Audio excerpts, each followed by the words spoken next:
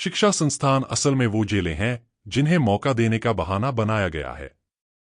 ये कटु सच्चाई मिशेल फुको की सोच का मुख्य हिस्सा है, जो उस आम राय से बिल्कुल उलट है कि स्कूल समाज को आजाद करने और खुद को पूरा करने का जरिया है।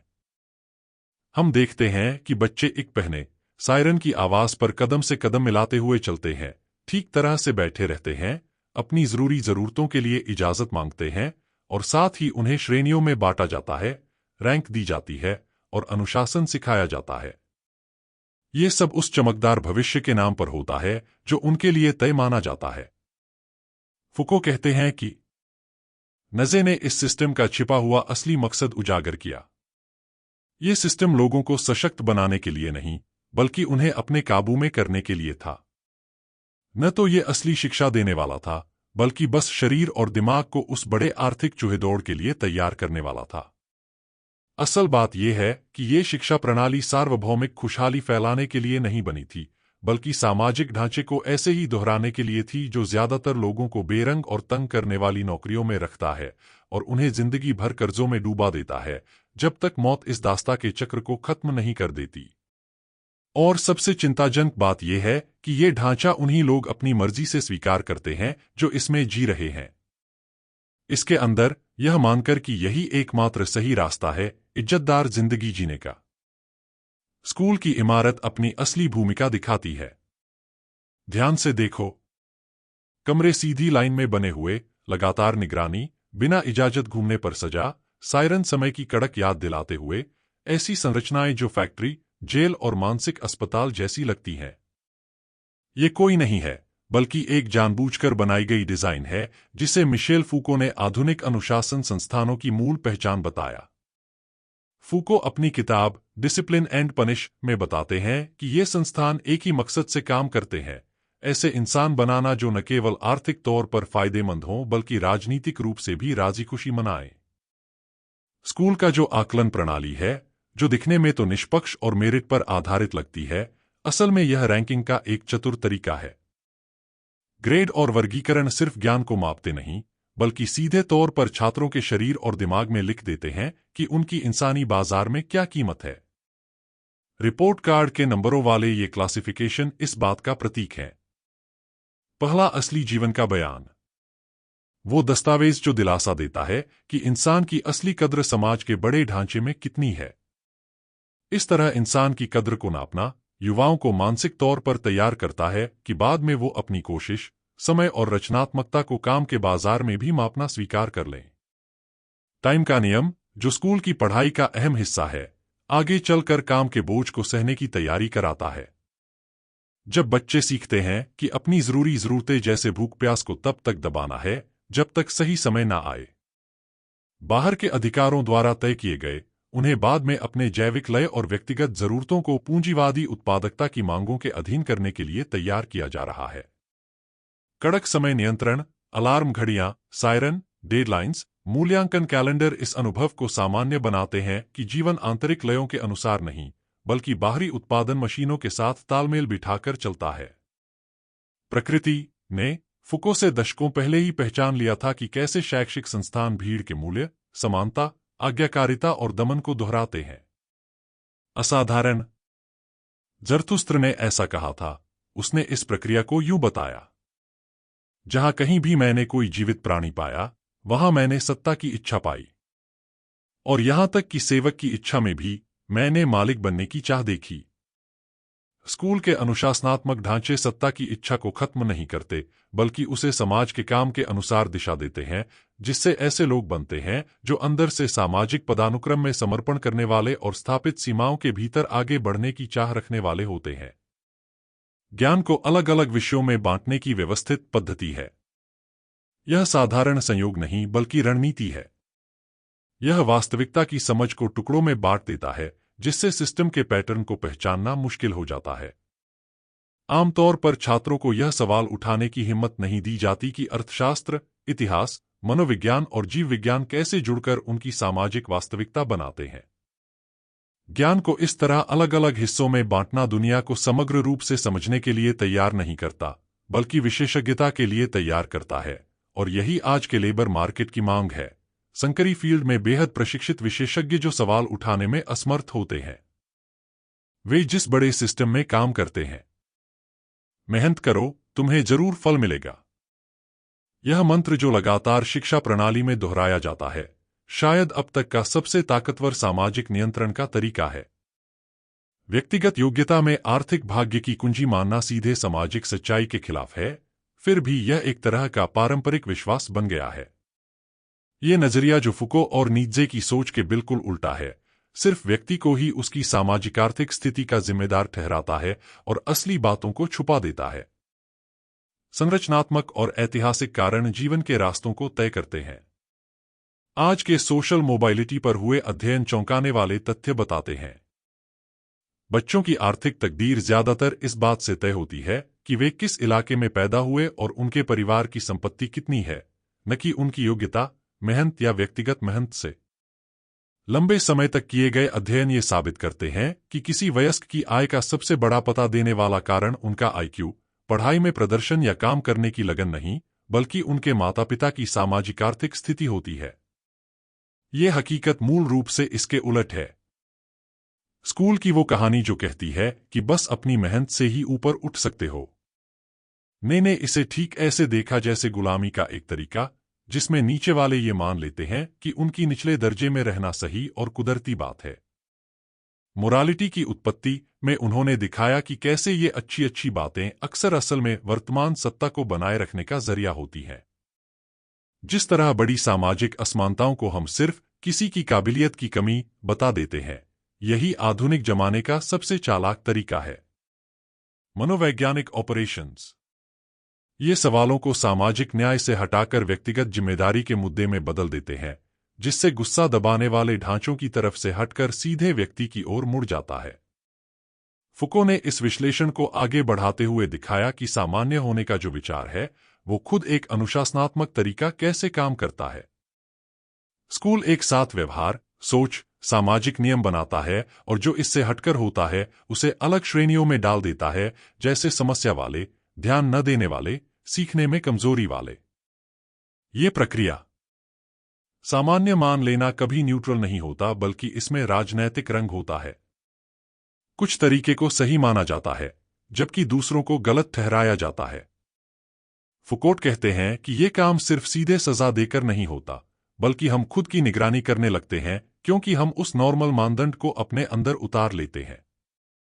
डिप्लोमा और सर्टिफिकेट का सिस्टम, जो मेरिटक्रेसी के मिथक का एक बड़ा हिस्सा है, असल में ज्ञान का प्रमाण नहीं बल्कि समाज में गेटकीपिंग का तरीका है। इतिहास में देखा जाए तो डिप्लोमा की मांग धीरे धीरे बढ़ती गई है। ये ठीक उसी वक्त से मेल खाता है जब पहले बाहर छोड़े गए समूहों, महिलाओं, जातीय अल्पसंख्यकों, मजदूर वर्ग को शैक्षिक संस्थानों में जाने का मौका मिला। डिग्री की बढ़ती मांग, ऐसे पदों के लिए डिप्लोमा जरूरी होना जो पहले बिना डिप्लोमा के मिल जाते थे, असल में एक चालाक तरीका है समाज की पदानुक्रम को बनाए रखने का, जिसे मेरिटक्रेसी का बहाना बनाकर दिखाया जाता है। इस मिथक के पीछे एक बड़ी ही इरादा खुलासा है। जहां हम असाधारण ऊपर उठने की कहानियों का जश्न मनाते हैं, जैसे चौकीदार के बच्चे का डॉक्टर बनना, एक इमिग्रेंट औरत जिसने एक कंपनी बनाई, इन कहानियों का असली काम होता है इस सिस्टम को सही ठहराना, जहां ऐसे किस्से सच में बहुत कम होते हैं। जो लोग बहुत आगे निकल जाते हैं, उन्हें सबके लिए एक मिसाल के तौर पर दिखाया जाता है, ताकि लगे कि ये सबके लिए मुमकिन है। लेकिन हकीकत में शिक्षा का असली मकसद सबको ऊपर नहीं ले जाना, बल्कि उम्मीदों को कंट्रोल में रखना है, ताकि आज की सामाजिक व्यवस्था कायम रहे। कैसे हो सकता है कि आजाद नागरिकों को इकोनॉमी के स्थायी नौकर बनाया जाए? यही है मॉडर्न तरीका। संरचनात्मक कर्ज में डूबा होना। नैतिकता के वंशवृक्ष में जो बुनियादी रिश्ता उधारदाता और उधार लेने वाले के बीच था, वह आज के सामाजिक अनुशासन की मुख्य प्रक्रिया बन गया है। फुको इस बदलाव को समझते हुए कहेंगे कि सामाजिक नियंत्रण अब शारीरिक जंजीरों से हटकर ऐसे वित्तीय जंजीरों में बदल गया है जो कम दिखते हैं, लेकिन ज्यादा व्यापक और मानसिक रूप से अंदर तक प्रभाव डालते हैं। छात्र ऋण इस रणनीति की सबसे बेहतरीन मिसाल है। ये खुद पढ़ाई के सफर को ही बदल देता है। शिक्षा और सामाजिक उत्थान को आर्थिक कब्जे के एक औजार में बदल दिया गया है। छात्र ऋण की संरचना इसके अनुशासनात्मक कार्य को उजागर करती है। लगभग किसी भी दूसरे प्रकार के कर्ज के मुकाबले इसे दिवालियापन के जरिए कम करना मुश्किल होता है और ये लगातार कर्जदार का पीछा करता रहता है। यह अवश्यंभावी क्यास नहीं बल्कि जानबूझकर इस तरह डिजाइन किया गया है ताकि ऐसे इंसान बने जिनकी जिंदगी और सोच पूरी तरह कर्ज चुकाने की मजबूरी के इर्द गिर्द घूमे। नतीजा, पीढ़ियों तक के ग्रेजुएट्स जिनकी करियर की पसंद, रहने के फैसले, बच्चों के बारे में फैसले और यहां तक कि राजनीतिक रुख भी इस बात से बंधे होते हैं कि उन्हें अपने कर्ज चुकाने के लिए पैसा कमाना जरूरी है। छात्र कर्ज और काम की अनुशासन के बीच सीधा संबंध होता है। जब कोई नया ग्रेजुएट भारी कर्ज के बोझ तले दबा होता है तो वह खराब काम करने की स्थिति को नकारने, सत्तावादी व्यवस्थाओं पर सवाल उठाने या समाज के लिए जरूरी लेकिन पैसे वाला नहीं काम करने के लिए खुद को समर्पित करने में सक्षम नहीं होता। यह कोई संयोग नहीं है। शिक्षा के फंडिंग का नतीजा यह होता है कि ऐसे कामगार बनते हैं जो अनमना होकर भी हुक्म नहीं टाल सकते। जैसा कि फुको कहते थे, सबसे कारगर सजा वो नहीं होती जो जबरदस्ती दी जाए, बल्कि वो होती है जो इंसान की इच्छा बनने के तरीके को ही बदल देती है। कर्ज की समय सीमा उसकी सख्ती को और बढ़ा देती है।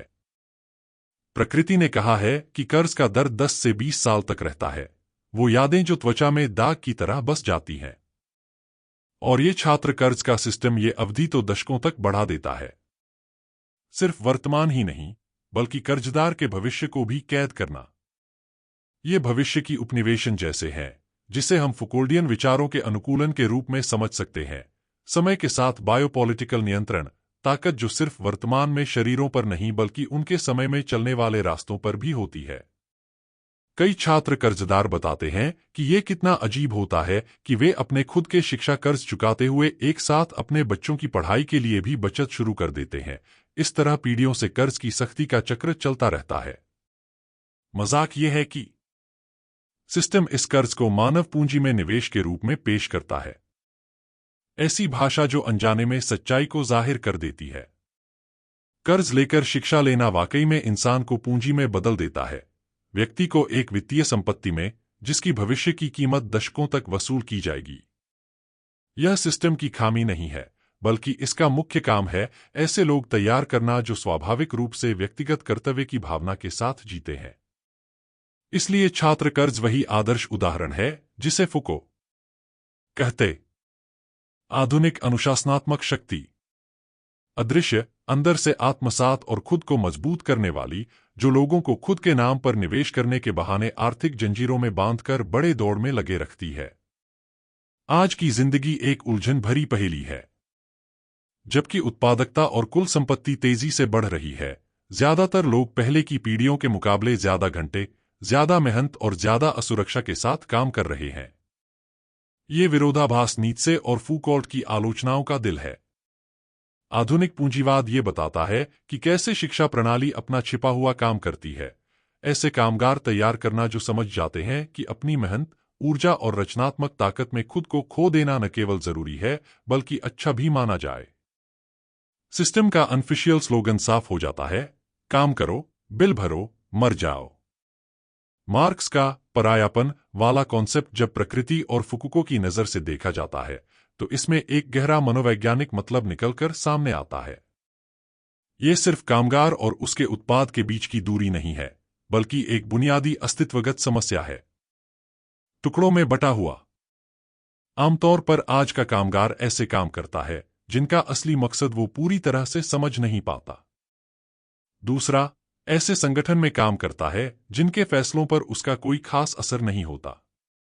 तीसरा, ऐसे नतीजे पैदा करता है जिनका फायदा ज्यादातर दूसरों को मिलता है। चौथा, उन संसाधनों के बदले में काम करता है जो बस उसके रोजगार योग्य जीवन को चलाए रखते हैं। यह सिर्फ आर्थिक समस्या नहीं है बल्कि अस्तित्व से जुड़ी है। यह सिर्फ यह नहीं बताता कि कोई कैसे जीता है बल्कि ये भी कि वह कौन है। शिक्षा इस जुदाई के लिए लोगों को धीरे धीरे तैयार करती है, जो फुको स्व के तकनीक कहेंगे। ऐसे दिखने में तटस्थ अभ्यास जो असल में हमारी पहचान को गढ़ते हैं।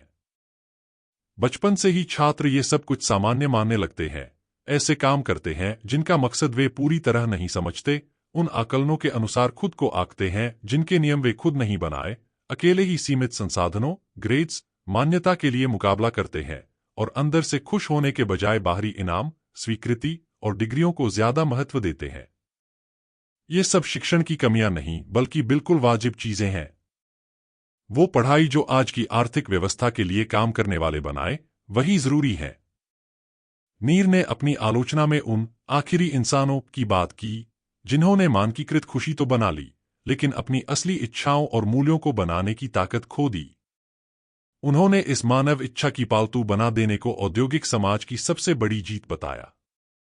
वो काम करते हैं क्योंकि काम उनका मनोरंजन है, लेकिन साथ ही इतना ध्यान रखते हैं कि ये मनोरंजन उन्हें बिल्कुल थका न दे।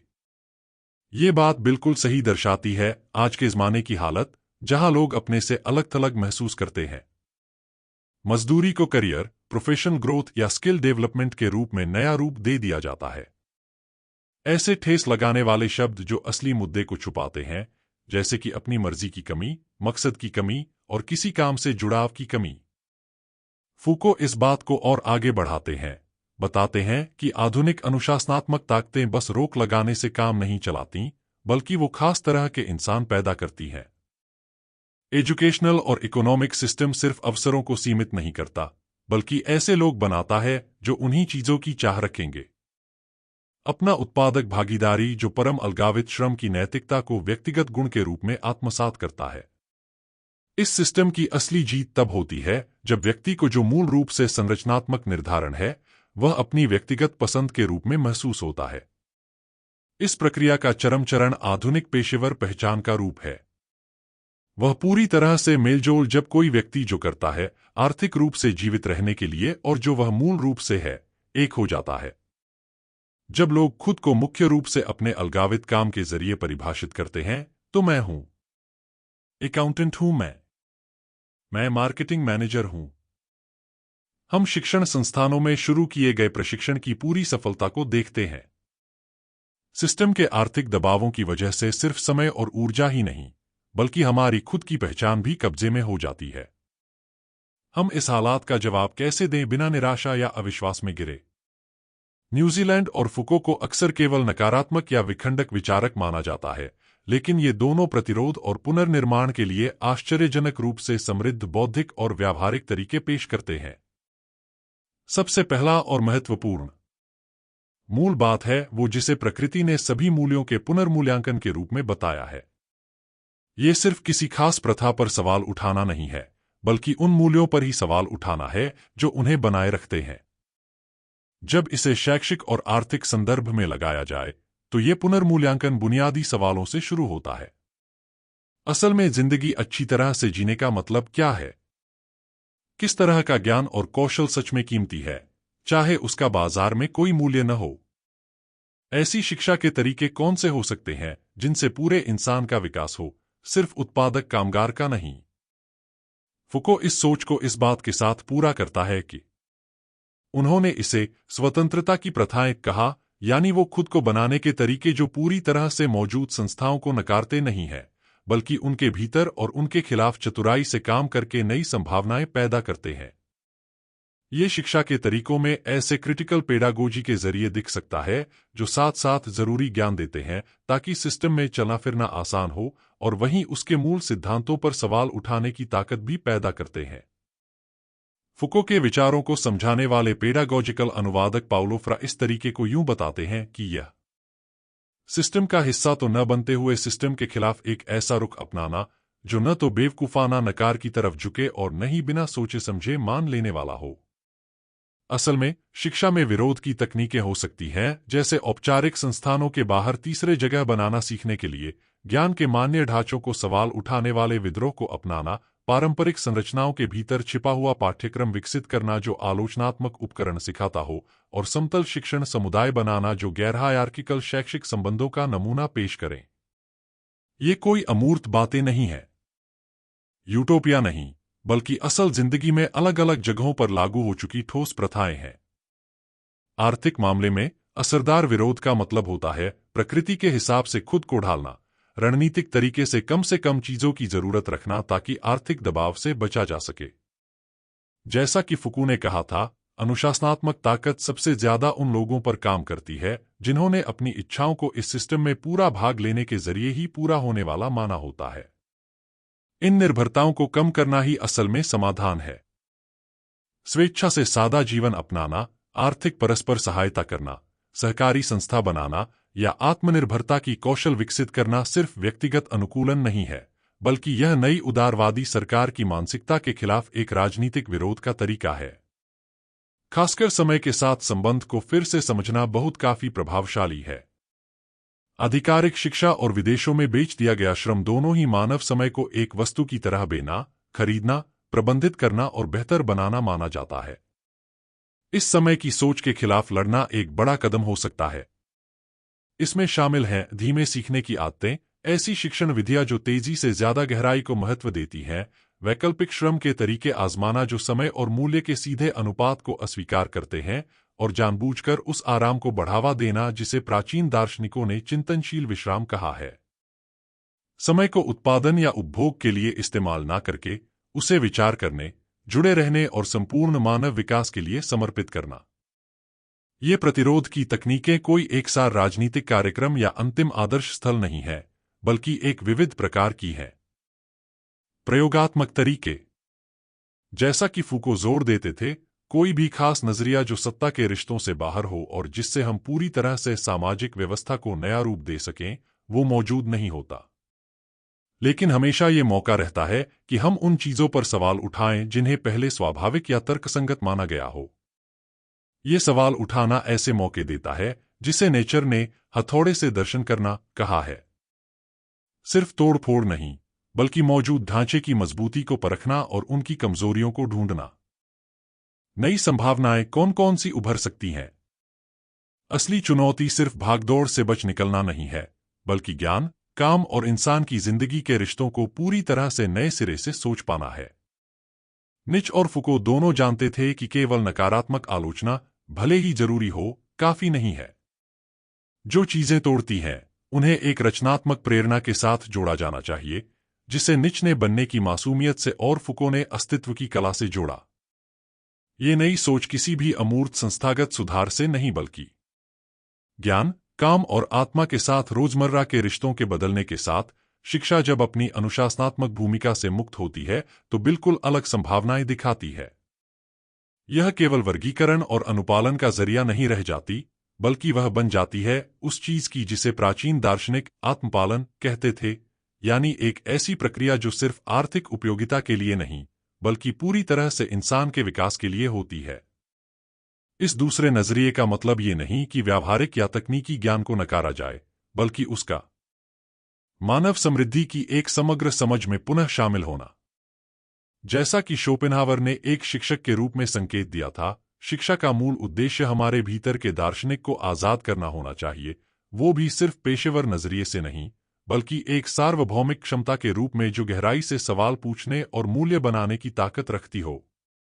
काम को भी इसी तरह से फिर से समझा जा सकता है, न कि केवल मनुष्य के समय की एक तरह की पराया बन चुकी वस्तु के रूप में, बल्कि इसे उस जन्मजात रचनात्मक क्षमता के रूप में देखा जाना चाहिए जिसे प्रकृति ने शक्ति की इच्छा कहा है, और वह भी एक सकारात्मक अर्थ में। ऐसी ही एक पुनः परिभाषित करने के लिए यह जरूरी है कि काम को ऐसे देखें जो खुद की पहल से होता हो और जो दुनिया और खुद को बदलता हो, जबकि नौकरी को बाहरी आर्थिक दबावों के सामने झुकने के तौर पर समझें। असली सवाल ये नहीं होना चाहिए कि अच्छी नौकरी कैसे पाएं, बल्कि ये होना चाहिए कि ऐसे काम के तरीके कैसे विकसित करें जो जीवन को चला सकें और इंसान की अनोखी क्षमताओं को भी व्यक्त कर सकें। इस फर्क की वजह से सहयोगी, अस्थायी या ज्यादातर गैर बाजार आधारित मेहनत के तरीके आजमाने के अवसर खुल जाते हैं। पारंपरिक समय संबंध, जो शिक्षा की धीरे धीरे बढ़ती हुई सीधी लाइन को, जिसके बाद अलग थलग पड़े काम की बार बार वही पुरानी दोहराव होती है, उसे हम कुछ यूं बदल सकते हैं कि फुको के विचारों को अपनाकर अलग अलग टाइमलाइन और वैकल्पिक समय को समझकर, जहां सीखना, काम करना और सोच विचार करना जिंदगी के अलग अलग पड़ावों में नहीं बंटे होते, बल्कि ऐसे लय में जुड़े होते हैं जो हमारी विकासशील और परिस्थितिजन्य जरूरतों के मुताबिक चलते हैं। इस समय की नई समझ से शिक्षा एक पूरी जिंदगी का हिस्सा बन जाती है, जो सिर्फ काम धंधे के लिए नहीं होती, और काम भी उसी के हिसाब से ढल जाता है। लगातार सीखने और नए प्रयोग करने का तरीका अपनाना होगा, जिसे तुरंत फायदा पाने के लिए दबाया या रोका न जाए। टेक्नोलॉजी के साथ हमारा रिश्ता इस नए बदलाव की एक बड़ी वजह है। आजकल ऑटोमेशन और आर्टिफिशियल इंटेलिजेंस का इस्तेमाल ज्यादातर अतिरिक्त लाभ निकालने के लिए होता है, लेकिन इनमें एक अलग और बड़ा मौका भी है जो इंसानों का समय ऐसे कामों से आजाद कर सकता है जो केवल औजारों की जरूरत समझे जाते हैं। लेकिन ये मौका तभी सच होगा जब हम राजनीतिक लड़ाइयां लड़ेंगे कि उत्पादकता का फायदा कैसे बांटा जाए। लाभ की बात करें तो, जैसा कि फुको ने समझाया, टेक्नोलॉजी कभी भी बेनामी नहीं होती। ये खास तरह के पावर रिलेशन को दिखाती और मजबूत करती है। सवाल ये नहीं है कि हम एडवांस टेक्नोलॉजी अपनाएं या नहीं, बल्कि ये है कि हम इन्हें किस तरह के मूल्यों और सामाजिक ढांचे की सेवा में इस्तेमाल करते हैं। शायद इस नए दौर की सबसे बड़ी सोच यही है कि हम मूल्य के उस विचार पर ही फिर से गौर करें। आज की एजुकेशनल और इकोनॉमिक सिस्टम जानबूझकर नकली कमी पर टिकी है। ग्रेड्स, सर्टिफिकेट, नौकरियां और इनाम जानबूझकर सीमित रखे जाते हैं ताकि हमेशा प्रतिस्पर्धा बनी रहे। एकदम फिट। फुकोदियन ये सोच बिल्कुल उलट सवाल उठाती है कि कंजूसी कोई फितरी बात है, बल्कि ये एक खास सामाजिक रचना है। आज जो ज्ञान की भरमार, सहयोग और उत्पादक क्षमता है, वो बिल्कुल अलग तरह की सामाजिक व्यवस्था की बुनियाद हो सकती है, जो मुकाबले की कंजूसी पर नहीं बल्कि साथ मिलकर तरक्की करने पर टिकी हो। ये नजरिया किसी बेहतरीन कल्पना या उड़ान नहीं है, बल्कि असली प्रयोगों के लिए एक राह दिखाता है। जैसा कि फुको कहते, कोई भी समाज परफेक्ट नहीं होता। इसे लागू किए जाने का इंतजार एक क्रांतिकारी योजना से हो रहा है। हालांकि एक बात हमेशा बनी रहती है कि सामाजिक हकीकत के उन पहलुओं पर सवाल उठे जो पहले स्वाभाविक या अपरिहार्य माने जाते थे। ये सवाल उठाना ऐसे नए रास्ते खोलता है जिसे प्रकृति ने हेमर से दर्शनशास्त्र कहा है, मतलब सिर्फ तोड़ फोड़ नहीं, बल्कि मौजूद ढांचों की मजबूती जांचना, उन दरारों को ढूंढना जिनसे नई संभावनाएं पनप सकती हैं। अब जब तुम्हें शैक्षिक आर्थिक व्यवस्था का असली मकसद पता चल चुका है, तो सबसे जरूरी सवाल है, क्या आप अभी भी बेहोशी में उसी पहिए की तरह दौड़ते रहेंगे या फिर जानबूझकर नए और अलग रास्ते बनाना शुरू करेंगे? खत्म करने से पहले अपनी पढ़ाई, काम या पैसे के साथ अपने रिश्ते के किस पहलू को इस समझ के बाद पूरी तरह से फिर से सोचना चाहिए? अगर ये बात आपको अंदर तक छू गई हो, तो कमेंट में लिखिए, मैं इस दौड़ से बाहर हूं। इस वीडियो को किसी ऐसे शख्स के साथ जरूर शेयर करें जिसे इस सोच की जरूरत हो। लाइक करें और ऐसे ही और कंटेंट के लिए सब्सक्राइब करें। मिलते हैं अगले वीडियो में।